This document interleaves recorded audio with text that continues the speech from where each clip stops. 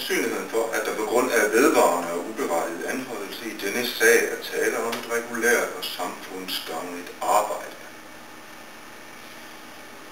Jeg må indrømme, at jeg lever af at blive uberettiget anholdt. Ikke bare må jeg indrømme det, hvilket i øvrigt vel heller ikke er nogen pligt, men jeg er delvis stolt af. Jeg husker ikke, hvornår jeg startede, men jeg havde intet at lave efter at være færdig som læge, og blev således passende anholdt for at danse på gaden. En ganske særlig dans.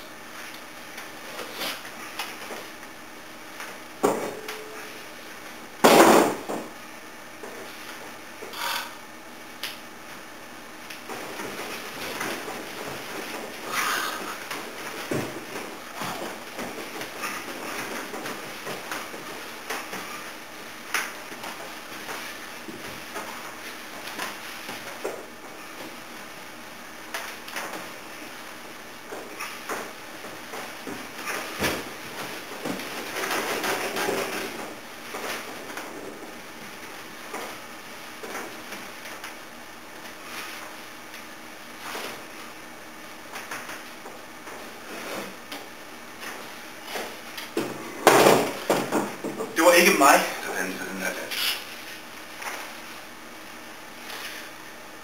Og jeg tænkte, dette er jo faktisk en uberettiget anholdelse. Der skulle jeg flytte. En venlavet ting på huset sort, men man troede det var mig, og jeg blev uberettiget anholdt. Jeg vidste ikke noget om denne sag. Jeg understreger intet.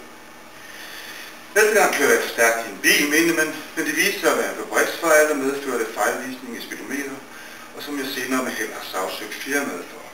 Hvilket, kan jeg stolt sige, fik dem til at trække mærket tilbage.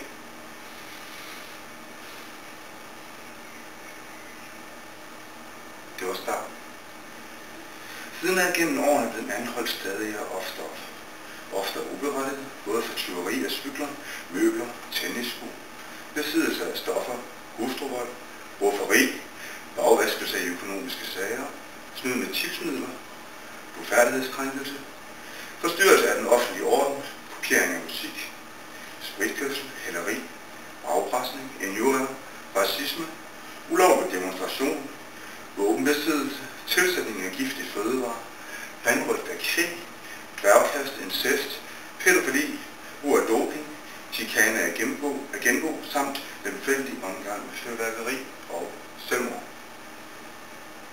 Mange af disse anklager finder jeg direkte latterlige. Siger, at jeg ikke cykler og har bevist, at jeg ikke kan blive møbler. Sport interesserer mig ikke, hvilket burde være klart, når man ser min krop. Stoffer har ikke den ringeste appel. Jeg er på ingen måde voldelig, og således meget træt af, at min kone meldte mig. Økonomiske forhold har jeg ikke forstand på. Og lidt forstand skal man jo have for overhovedet at kunne snyde. Tipsmidler vidste jeg slet ikke, hvad det var, og jeg kan umuligt administrere sådan, da jeg har haft en sådan stilling. Da jeg aldrig har haft en sådan stilling, denne anholdelse bliver jeg virkelig gal over. Blufærdighedskrænkelse er mig inderligt af hjerte imod, da jeg selv er meget blufærdig og ofte som barn tænkte, at jeg særligt var imod denne lovovertrædelse. Forstyrrelse af den offentlige orden er slet ikke muligt, da jeg altid har boet på en ø, hvor der ikke kan siges at være egentlig orden, eller offentlighed at forstyrre, jo mindre man tager min genbo, der ikke i sig selv er nogen offentlighed, men en landmand, og som i dag indrømmer, at hans anklager om chikane var fejlagtig og ikke gennemtænkt.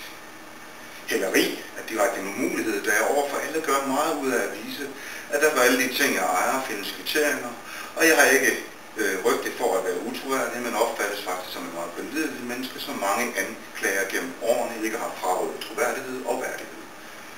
Kopiering af musik kan slet ikke diskuteres, da jeg åbenlyst slet ikke ejer noget, der kan afspille musik, som jeg også afslører. Afpresning kan under ingen omstændigheder komme på tale. Spritkørsel er umuligt, da jeg aldrig drikker og ikke ejer bil. Brug af doping kun for så vidt, at der var den mindste sandsynlighed for, at jeg dyrkede sport, men det er der ikke. Våbenbesiddelse, jo, men jeg er også jæger og kunne snart dokumentere, at jeg lovligt har gevær.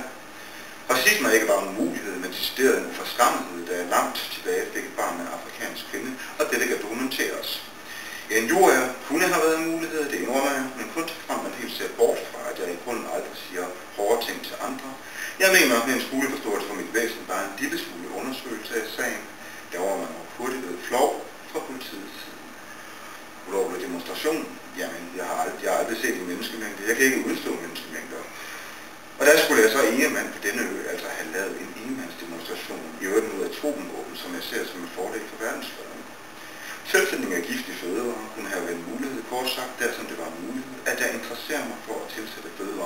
helst, men det gør jeg ikke. Jeg er bedøvende ligeglad med tilsætningsstoffer. Vanrøgt af kvæg? Jo, det er som kvæg, bare præg af vanrøgt, hvad de ikke gør. Dværgkast? Jo, måske under den omstændighed, at det bare tilnærmelsesvis så ud, som om jeg kunne løfte en dværg. Incest og pædofili? Ja. For det første har jeg ingen børn, og det skulle man have undersøgt. Men for det andet kan jeg ikke udstå seksuelle krænkelser. Selvmord kan der aldrig overhovedet komme på tale, selvom man så forsøger at argumentere med, at der rundt disse anklager er en ulykkelig mand. Men jeg er netop snarere meget lykkelig. Kun en fældig omgang med fyrværkeri godtager jeg, og jeg indrømmer, at min behandling af fyrværkeri omkring midnat 1998 var meget forkastelig og ud over enhver rimelig grænse. I alle disse sager, vil jeg godt påpege, har der været tale om utrolig dårlig politiarbejde. Og dog har jeg i en del sager, tror jeg nok sige, alligevel været rimelig stolt, om end ikke overdrevet stolt, for der har tit gjort sig omstændigheder gældende, og stolthed var på sin plads.